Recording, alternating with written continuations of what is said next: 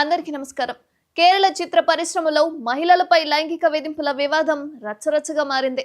మలయాళ movie artist association అమ్మ సభ్యులపైనే లైంగిక వేధింపుల ఆరోపణలు రావడంతో చాలా మంది మూకుమ్మడిగా రాజీనామాలు చేశారు.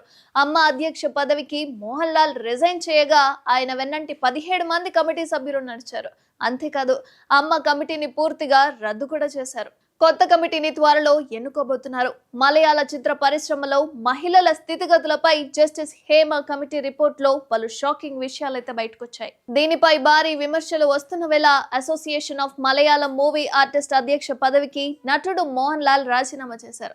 ఆయనతో పాటు 17 మంది సభ్యులు కూడా పదవుల నుంచి తప్పుకున్నారు. ఈ విషయాన్ని అమ్మ సంఘం ఓ ప్రకటనలో తెలిపింది.